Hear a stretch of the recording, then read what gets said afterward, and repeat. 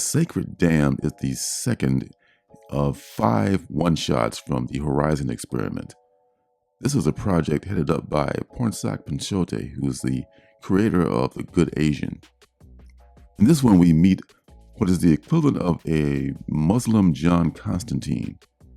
This young professor of the occult has run into a case of this young man who was a star football player named Kyle. Kyle had a great life, he thought.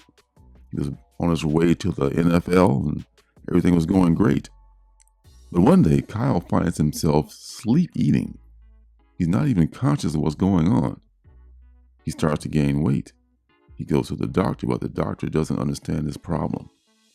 Kyle's life continues to spiral out of control until he loses everything: his football career, his health, and eventually his freedom.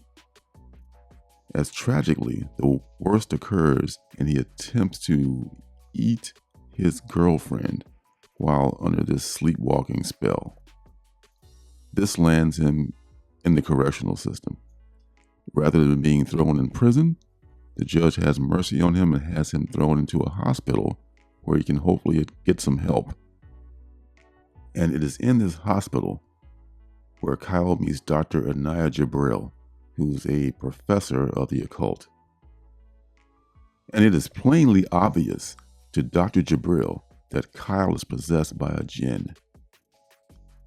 The doctor begins treatment right away, and this treatment is pretty much a trial by fire. The doctor and Kyle go out into the woods, build a big fire, and she pretty much uses Kyle as bait. The jinns come out, and Kyle has to make a decision what he's going to do to make this thing get out of him. The professor has her own motivations what drive her to do the work that she does, and they are revealed later on in the book. And we also get a peek inside of the next one-shot, which is going to be Moondogs. This follows a family of East African werewolves secretly living in Miami. I will be picking up every issue of the Horizon experiment, and I think you should too. And they talk about in the back matter how it's important to get books like this pre-ordered.